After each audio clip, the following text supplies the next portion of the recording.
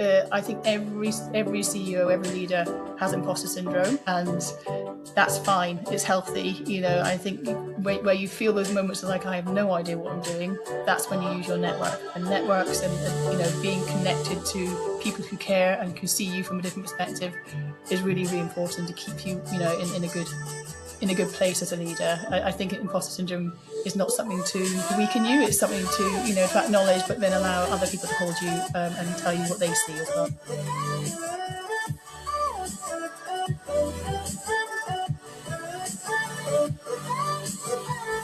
I'm really pleased to have Jess on the Charity Changemakers podcast today. Thanks so much for joining us.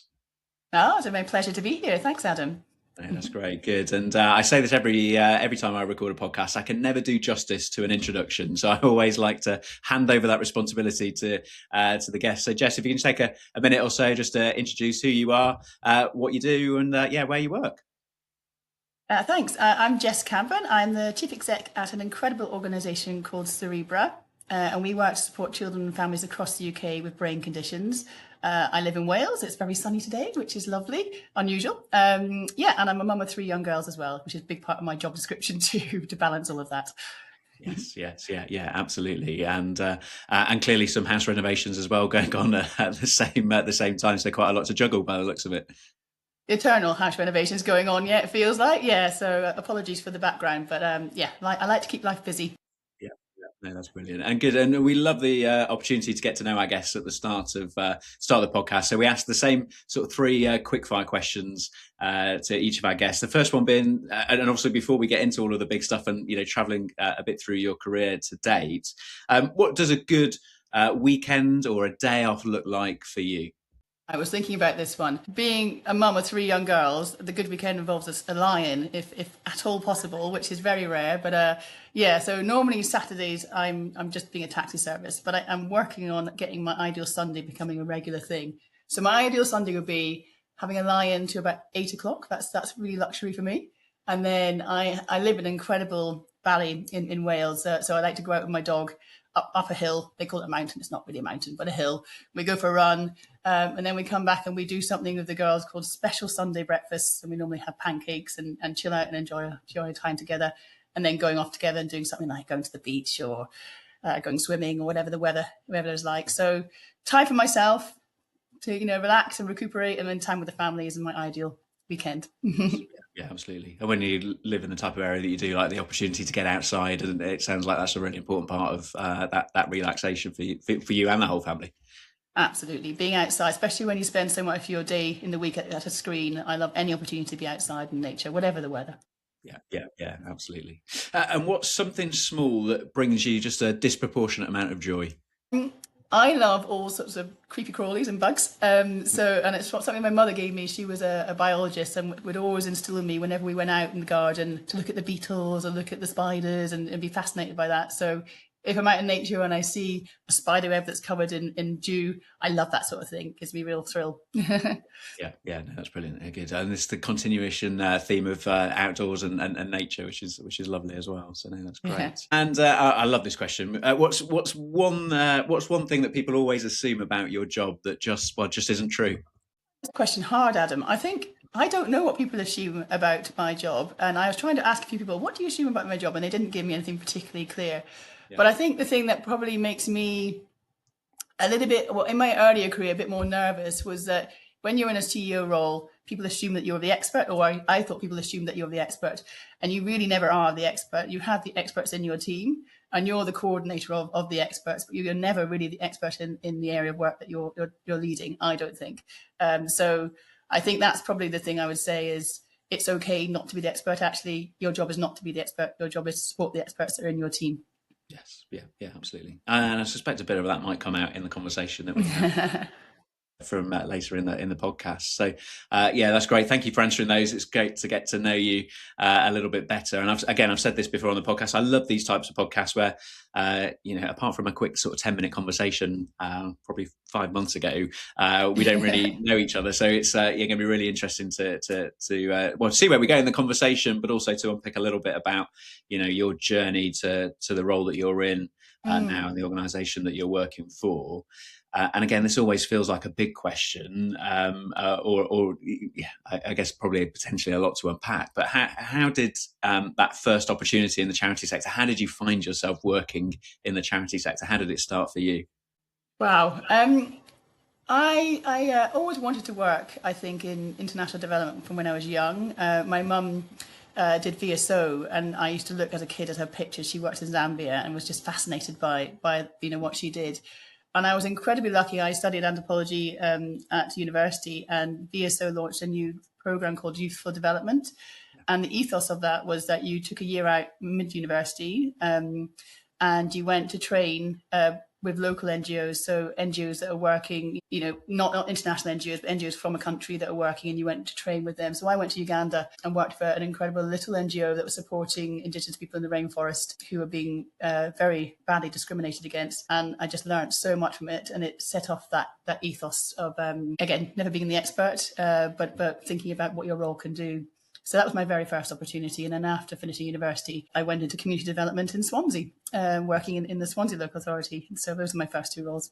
Yes, yeah, absolutely. I mean, I don't think I should be surprised anymore. The number of conversations that we've done nearly 40 podcasts. I don't know how many people have talked about, I guess, the years overseas, but just the difference that going and having that experience. And quite often, people have talked about, South America or Africa or Asia, going and spending time as a teenager or young adult, and just the huge impact that has had on them, and then reflections on that as they think about their career, but how that's opened their eyes to opportunities to serve in the charity sector. I think it's fascinating how those programs can have such an impact from a young age.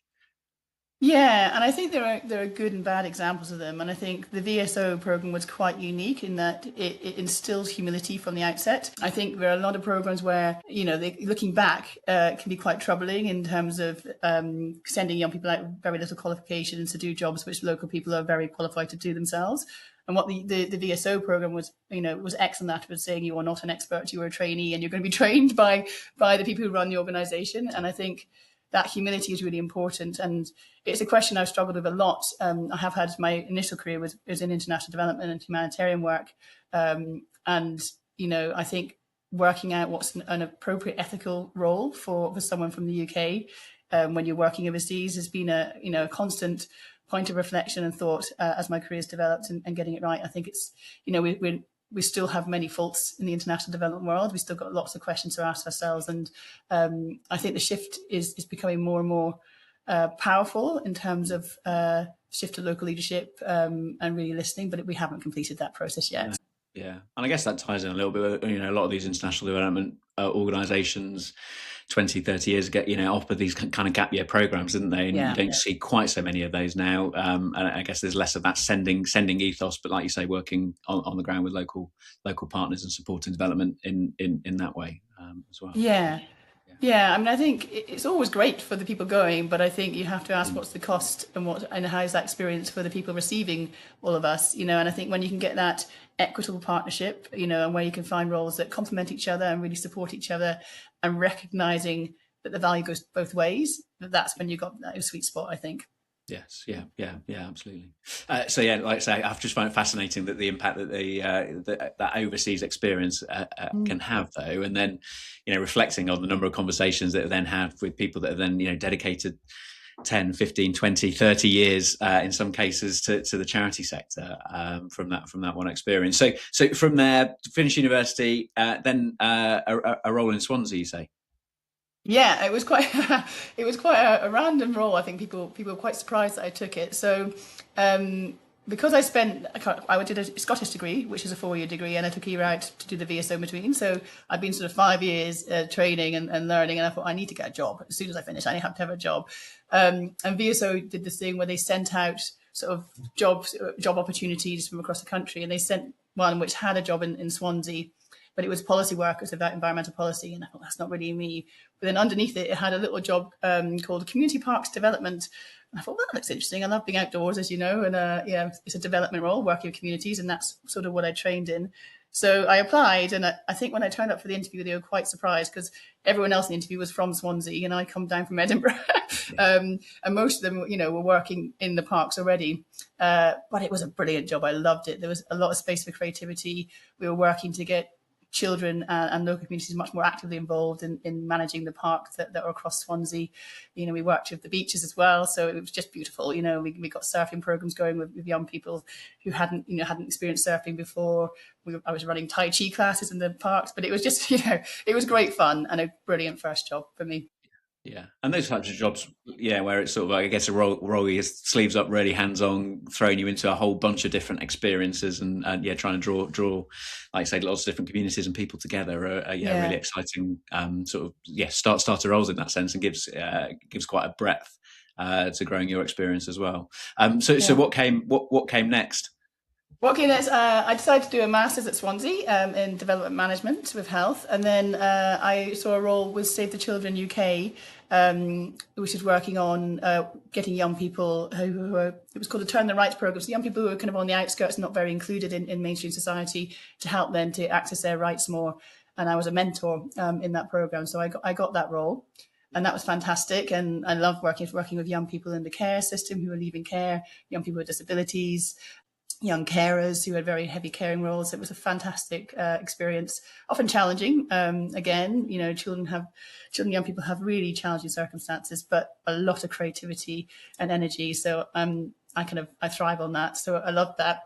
And then I was really lucky that Save the Children, at the time that I was working on that programme, decided that they needed to invest more in their internal capacity for humanitarian response. So they had greater surge capacity. It was on the back of, we'd had the kind of massive Asian tsunami in 2004, and then we had the Kashmiri earthquake. So I think we were reeling from these kind of very, very large disasters. And Save the Children felt they needed to have more people on standby that they could call on if needed. So they put out a call. It was called the Emergency Operations Programme. They designed a year-long training programme. And they recruited people from across the UK working either in the international office, or fundraising roles, communication roles, but also across the different offices. And it just looked, ideal for me because I was quite keen to get back into a role in the international space. And I'd always been interested in the humanitarian response. So we did a year of training. It was fun. It was quite brutal. They took us off to be trained by the army at Otterburn up in Yorkshire, in the middle of December with no food and very little food, a very cold experience. But it was a beautifully designed course. And at the end of that, then we sort of did a bit of self-reflection, and they reflected on who they felt had the right attributes to go into response. So that was then, after that, I stayed in my role in Wales. But then I was deployed a few times into the response. So went to Afghanistan, went to Myanmar. So that was a really kind of pivotal point, I think, for me. And then I realized that I really did love working in the humanitarian space. But after doing a few longer responses, I felt I also wanted to have a family, and that life didn't really fit very well. So I was looking for something which could connect me to supporting humanitarian work, but also allow me to have my life in Wales. And I was I think a lot of roles, it's sort of luck and circumstance. And this little job offer came up, which was a project that Save the Children had won funding for, to look at how universities in the UK could coordinate more effectively with humanitarian organisations. And the role said it was looking for a project manager to manage the grant and the programme, and it could be done from London office or home base. So I thought, that's the one for me. So I applied for that, and I was very lucky, and I got it. And that led to the project, which then became the organisation that I built, called Elrha, which is it's been an incredible 16 years of my life building a new organisation.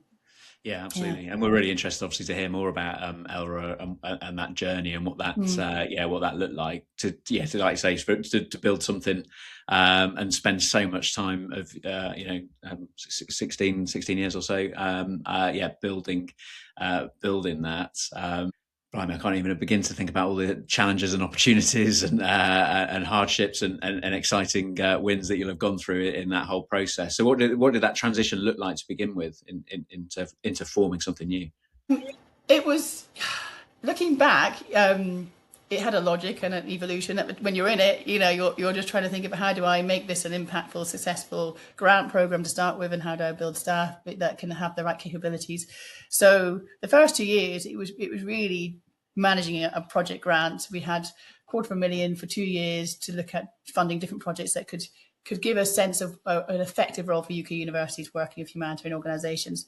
I think Elrha became an organisation that focused on, it wasn't focused only on the UK, it focused on where can science and academia really have value to humanitarian response, and we became very global in the work that we did. We invested a lot in research funding, international programs, and we invested a lot in innovation, which we worked out was two roles that science and academia could really have value within. But when we started, I think the key to our success was that Save the Children were very happy for us to work on behalf of the wider sector, not just to look at what Save the Children offered.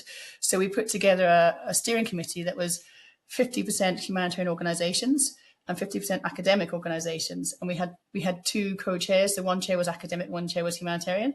And from the outset, we decided that however we funded and built programs, both sides had to see the value in it. And that, I think that was the key to our success, so that it wasn't extractive, it was mutually supportive. And I loved the networks that both communities brought. They were so different from each other. You know, you got the classic idea of the humanitarian, quick decisions, need results, need impact very fast, you know, can't wait 3 years for a research paper to come out and then wait for those, you know, outcomes. And then the academics, you know, rigor, being careful and be questioning outputs before you go. So they had very different cultures, but actually we found a lot that we could work together in partnership. And Elrha grew. So when I started it was just me managing a grant. By the end of 16 years, we had over 40 staff, and we were funding. We had over a lifetime funded about £40 million worth of funding over the lifetime of the programme. So it grew very rapidly, and that was all through the power of the networks that we were able to kind of bring together. So it was really exciting, and I met so many incredible people, worked with so many incredible people, which was such a privilege. Yeah, absolutely. Yeah, indeed, an incredible growth over, like you say, a short space of time. What do you think? I mean, obviously, there's that you're in the deep end and having to do it. But do you think there were things that were helping you shape your leadership style and your approach to obviously leading an organisation and growing an organisation? What was it that was helping you, you know, supporting you in that in that space at that time? Yeah, I mean, it's all people around you that kind of, I think the steering committee and having superb knowledge and expertise in there was really important. People that could be sounding boards and give kind of good advice, that was really important.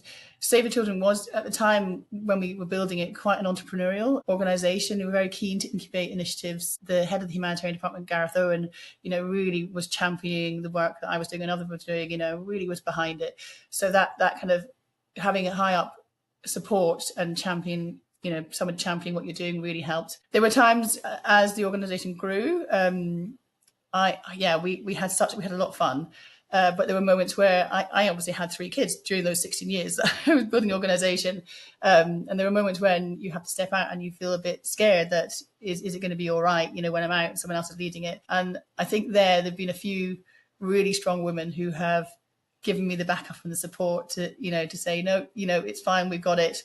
You'll be fine when you come back in, and you need to, you know, find the right balance for you that you can lead, and it doesn't require kind of a lot of sacrifice of being a mother in order to do this role. And I think if people hadn't backed me in those early years, I might have stepped away from being the leader that I wanted to be. I recognise it a lot now, and I remember after my first experience with having my eldest daughter Samara, there's an 18-month. I think this is a thing, but I don't know. I've tested it with a few people. Like you've been off for maternity leave for a year, and you come back, and then there's a point about 18 months where you have a real wobble, where you feel that I think it's maybe a child development stage. You feel that you're sacrificing too much, you know, and your child's missing you, but then you're not doing a job well enough, and it's a real kind of moment of I've got to make a change here. I can't do it. Should I stop working? And I think I remember very much, I phoned up my chair of the board, an incredible lady called Wendy Fenton, in tears, just saying, I can't do it. It's not fair. You know, it's not fair on my daughter. I'm not, you know, she was very ill at the time. I'm not being a good mother. And she was very calm, saying, well, that's what we're here for. You know, yes, you can do it. It's okay to take time, you know, and she didn't let me step away, but she very kindly supported me in that phase. And I've always remembered that, you know, when parents are going through that experience, and I've looked for it when people are coming back to work, you know, sometimes you just need to step up and give a bit more support for a period so people can come back into their role. And Wendy was just wonderful in doing that for me. Yeah, absolutely. And doesn't every chief executive need a chair exactly like that, right? You know, you Yeah. see the difference and just how important that relationship is, and the fact that you have the confidence to be able to, in a moment of feeling low, to be able to pick up the phone and have that conversation is testimony to just how important that relationship Yeah. is. Yeah. And do you think that relationship with the board then clearly has been a key part, was a key part to the growth of the organisation as well?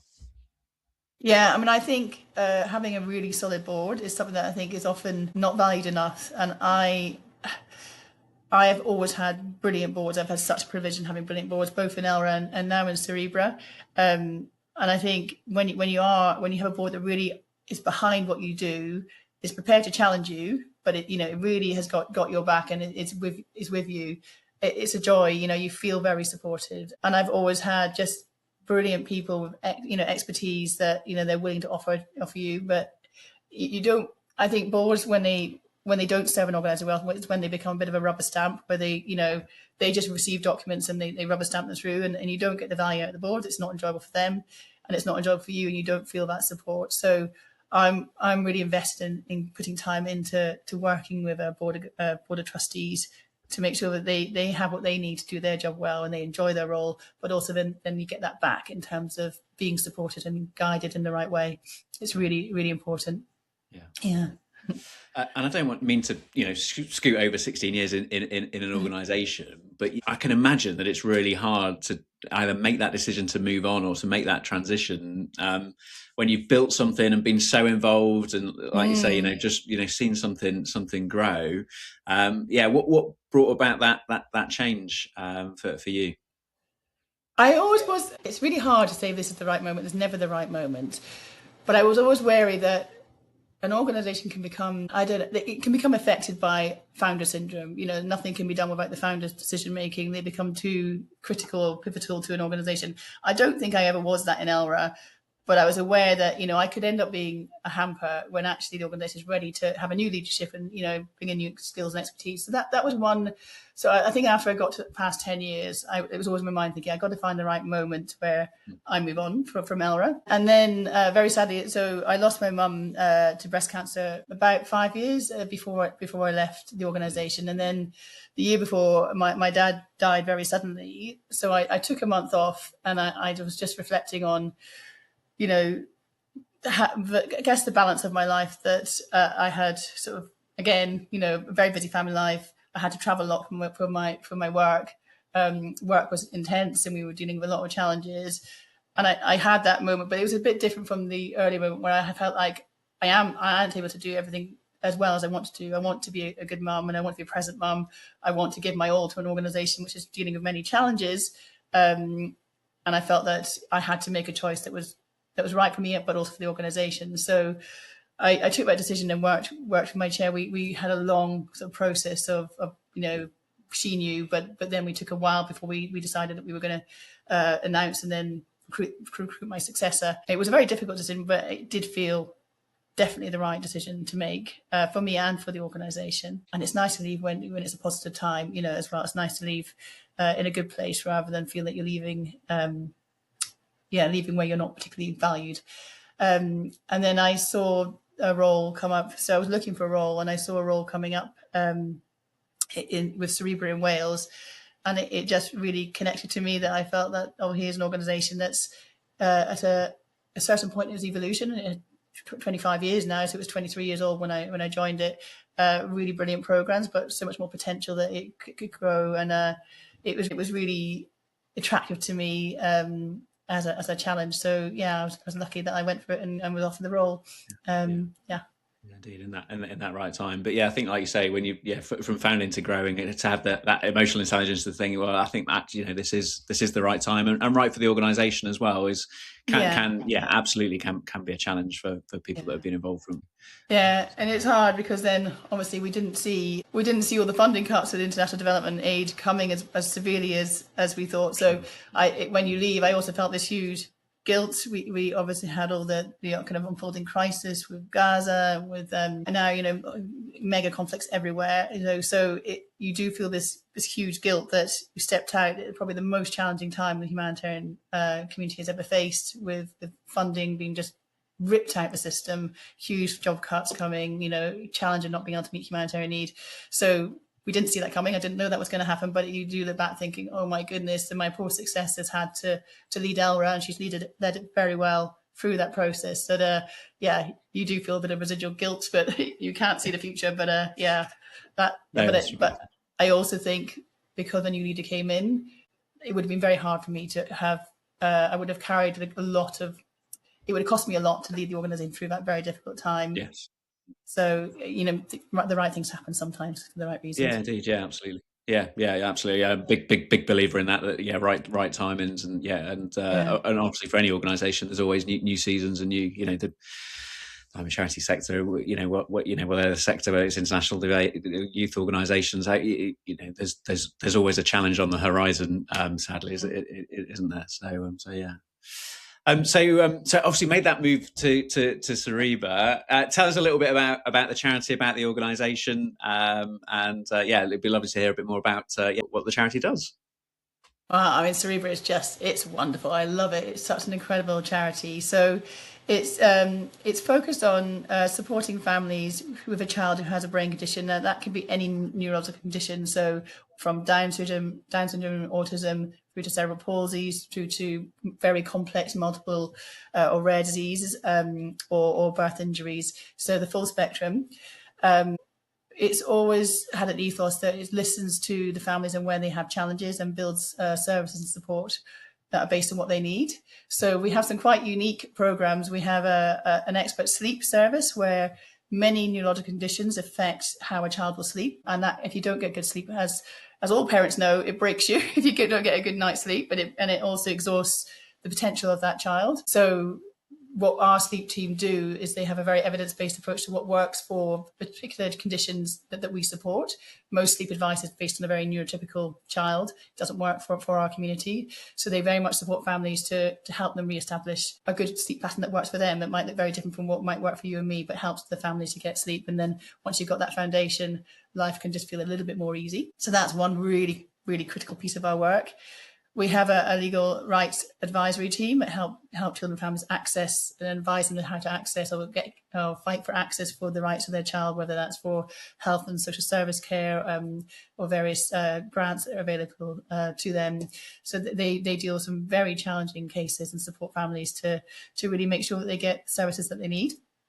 And then we have a wonderful innovation team who just bring joy to every family that comes to them. They focus on a family might come to them, a child might come to say, I really want to do this, but I can't because of my particular disability. So that might be they might want to go surfing, but there's not a safe surfboard for them. Or they might just want to be able to participate in gaming with their friends, but the gaming controllers don't work for them. So our design team will work with the child and family and say, well, what is it you want to do? And then they design these beautiful products that help children to do anything that they want to do. So it just brings a lot of joy.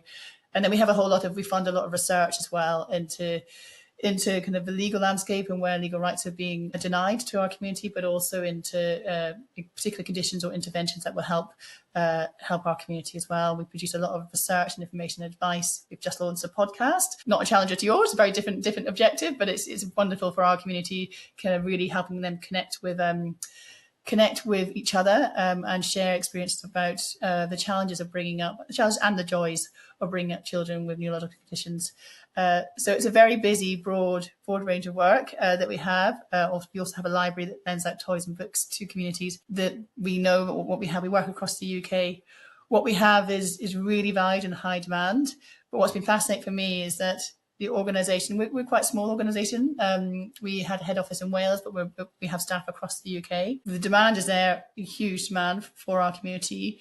We haven't got the capacity yet to meet that full scope of need. Yeah. So what I've been loving to do, really enjoying doing since I've been joined the organisation, is thinking about, how do we unlock that? How do we find a way to increase our impact, grow our impact, support more families, with a sustainable business model that knows that we can get the income in to expand the value of our work.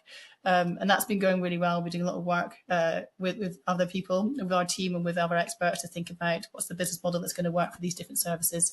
How do we kind of make it a more coherent offer to our community? So I feel like, you know, when I was happiest in Elrha, it was when I was in that grow shape space. And I feel like we're back there in Cerebra. We're doing some really exciting work to think about what Cerebra might look like in the future and how we make it happen. Yeah, and some of the things that you utilised at Elrha, you then reutilising, I guess, at Cerebra, because I mean, obviously, you talked previously about steering committees and boards and partnership. You know, the power of partnership, using those same skills, obviously, from an international development sector and transferring them into obviously a national organisation now. Yeah, absolutely. And it's funny because I think when I told the people from my world in Elrha that I was going to Cerebra, I think a lot of people were quite surprised. I thought it was quite a sideways move. You know, that's it's a very different world. And I'm not an expert, as I said at the start, in brain conditions or in the disability world. And I think that keeps me sharp. I have to learn. I have to really listen. I can't assume that I know anything. And so that's been brilliant for me. And I've been learning. I learn every day about what's important, what the challenges are, what the issues and how we can help.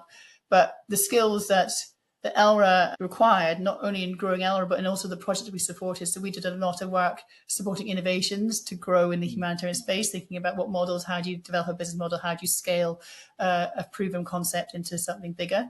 So a lot of that I could transfer into Cerebra. And it was really interesting when I joined Cerebra, we have an incredibly dedicated, talented, knowledgeable team. They'd had very, very low turnover. So staff, we had less than 1% staff turnover. So people have stayed with the organisation, had such deep knowledge of what was needed. But I think the model and the services hadn't changed much over the years. With a standard sort of size of the community we could reach. And I think I when I first joined, I was a bit worried, thinking this is going to be quite a challenging organisation to bring change to. That people are very used to the way of working and might resist change. Yeah, sure. And I have been absolutely thrilled and overwhelmed by the opposite has been true. Like everyone across the organisation has been really up for being ambitious, thinking about how we can do more and grow more. And so it's been an absolute joy. I really thought I'm going to have quite a resistance to a traditional way of working, but not at all. And that's what I think is where I'm happiest, is where you can work with your team to kind of help them put together the ideas of what's the right growth pathway, bringing in people who I know have the expertise to help us plan that and think that through in terms of the questions we need to ask. But it comes from within the organisation. It's not imposed on them. And, I can feel the excitement within the team for the work that we're doing, we're planning as well. So it's really joyful. Yeah, absolutely. And what do you think are some of those leadership qualities that you have, that you can see instilled in your team that can help take an organisation on that journey? Because it's sometimes we're quite quick to get to A to B, but obviously you want to take people with you, which can sometimes slow that down, right? Yeah, I mean, I think I'm a glass half full eternal optimist, so I think that helps. I always think, yeah, we can make this happen and we can be ambitious. So I think having that positive belief that it's possible, knowing that we've got really good programs that that are needed, and the job is just to find the way to sustain that growth. But yeah, so being positive and believing in a vision is really important. I think hopefully what I don't do is micromanage. I really respect the expertise that's in the team, and I hope to listen to them and challenge where challenge is helpful, but not to assume that I know best. Because I think the job of a good leader is to facilitate what you have and help them to lead their own areas of work. And I think that's something that I'm quite good at. Weird saying quite good. I'm not normally the person that sings my own praises, but I enjoy doing that. I would say having really good contacts and people. My chair in Cerebra is fantastic, and we sound, we have really good conversations, one-to-ones, where we could talk through some of the challenges and some of the exciting opportunities. But yeah, so I think it's knowing what you have and giving space for that to really shine, and giving the opportunity for people to lead in their own areas. And what does the makeup of Cerebra look like? Are you sort of, because obviously you're working nationally, so you've got teams spread all over the place, or have you got sort of a central office? I'm always interested as to how these organisations, where there's spread of people, how you're instilling that culture on the day-to-day within the organisation. I mean, culture is so important, isn't it? And we have our main staff the main body of staff are based in Wales. So historically, it has a head office in Carmarthen. Although since lockdown and everything changed, most people work from home now. There is still a head office in Carmarthen where some services are essential are run from there. Our innovation centre is based in Swansea. So they're based at University in Swansea. We have a new team that joined us in January, which we've supported, who make incredible mini electric powered wheelchairs for young kids to be able to get independence and adapt toys for children with disabilities who can't use normal controls. They're fantastic. They've just joined our team in January. They're based in Tadworth in Surrey. And then apart from that, we have just staff, north of England, south of England, across. I work from home mostly. I live in Caerphilly Borough, so it's an hour and a half, 2 hours to get down to Carmarthen. So yeah, we're a very diverse and spread out team, and I think that can be difficult to build a culture which is very connected across an organisation, and that was something that was missing when I first joined. It was quite siloed. The different teams worked very well as teams. They knew each other very well, but they were quite siloed between each other, didn't know each other very well. So, I mean, those are things you can do as leaders just to address the structural kind of connections that people have. So we've introduced a monthly all-staff meeting where we get everyone together and they all have webcams and we can all see each other. And, we just talk about what's going on, but also have presentations from staff on different aspects of the work, have different people coming in. I set up a larger management group, so restructured the leadership function. So we now have the heads of all the functions, whether that's IT, finance, communications, or the sleep service, or the innovation centre. So we have quarterly management group meetings where we take decisions together. We have a whole day together, and we learn more about each other's work, and we support each other as a peer group. That's been really, really helpful. And then a lot of the work I've been doing to think about how do we scale our services, that gets different teams to work together, to give them the chance to really be creative and think things through together. We're now working on our new strategy for the whole organisation. And again, it's looking at how do we put different parts of the organisation together to think through the future of the organisation, so it's not done in a siloed way. But there's more to be done, definitely. And it's always a constant challenge when people are working remotely, how do they feel connected to the whole? And I think that's something that's quite challenging, or something you have to always constantly think of as a leader, that often you have connection to everyone. So you assume that everyone else has connection, but often they don't. They might spend most of the days only talking to one other colleague and they don't see everyone else. So I think it's really important to support and reinforce ways that people can get together, whether that's virtually or in person. Yeah, if you don't, then you get a breakdown in the culture and the team. Yeah, absolutely. Yeah, like you say, it's a dilemma for many organisations now as to how they do that with it, sort of hybrid remote working and drawing together, but particularly for organisations like yourself, from, like you say, from fundraising to innovation to, programme delivery, I mean, just, a huge range of individuals and skills and experiences, but clearly all working together for the same mission, same cause. So bringing that connectedness is so important. And if people are hearing about Cerebra for the first time, what's the best way to find out more, or find ways in which they might be able to support or get involved? Oh, thank you, Adam. That's a nice question to ask. So we have our website. That's probably the first place to go, which is if you just put in Cerebra, you'll find it at cerebra.org.uk. We have our podcast. If you do have a neurodivergent child, or someone who did, I really recommend you go and listen to our podcast. It's called The Calm in the Complicated, on all the major kind of podcast platforms, social media channels as well, all of that. So I mean, I think we're quite accessible. If you do need any of our services, the website should direct you to them, but also you can just call us and you'll be directed by our team to if you want to talk about an innovation that you need, or a product, or if you need some legal advice, please do get in contact. Everything's free of charge. We don't charge for any of our services. And we'd love to hear from you if you think we can help. Yes, perfect. Yeah. No, that's great. And we'll make sure that there's some links through to the website and the podcast as well in the show notes here, so people can skip through. So no, that's great. It's been great to speak to you, Jess. I'm always interested in asking sort of the same final question to people that come onto the show, to think about, if you could go back to yourself, I guess, your earlier self at the start of your career, whether it's a bit of insight or a piece of advice or something that you've learned along the way that you just think's been so pivotal to your career progression. Would you be able to pin that down to one thing, maybe a few? I don't know. I think about it as, when you go for a career, you sort of pick up little nuggets, little pebbles of wisdom that you put in your pocket for different people. Sure. So there's a few of them. I mean, and they might sound like a bit like kind of cliches, but I remember having a conversation, especially if this is relevant, I think, for relatively small or growing organisations, that you feel very closely connected to your colleagues. Often people say it's like a family. I've had that in Elrha. I used to say, oh, it's like a family, and we had it in Cerebra too. And you really value and love your colleagues.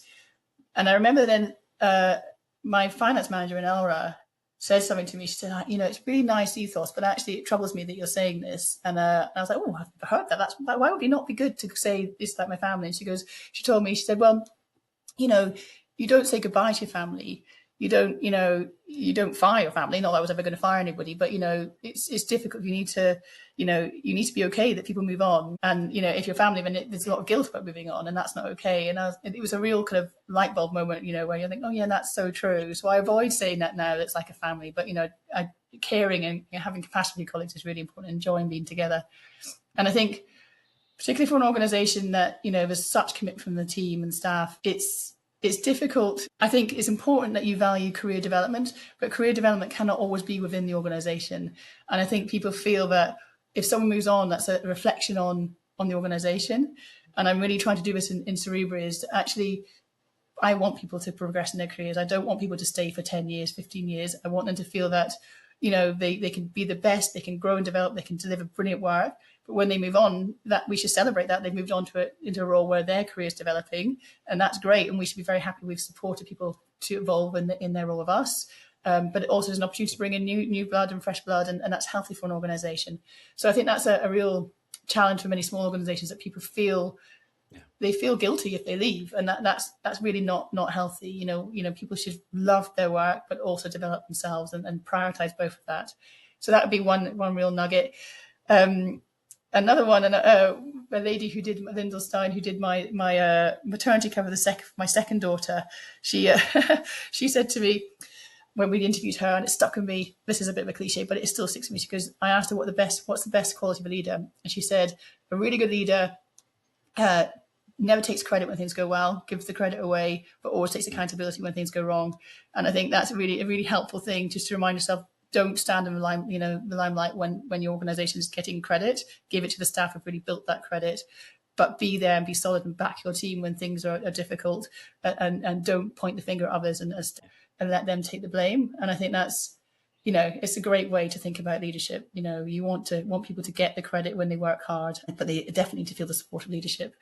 So there's a few little nuggets. I'm sure I have many more little ones like that, but I think the only other one is I think every CEO, every leader has imposter syndrome, and that's fine. It's healthy. I think where you feel those moments of like, I have no idea what I'm doing, that's when you use your network, and networks and being connected to people who care and who see you from a different perspective is really reinforcing to keep you in a good place as a leader. I think imposter syndrome is not something to weaken you. It's something to to acknowledge, but then allow other people to hold you and tell you what they see as well.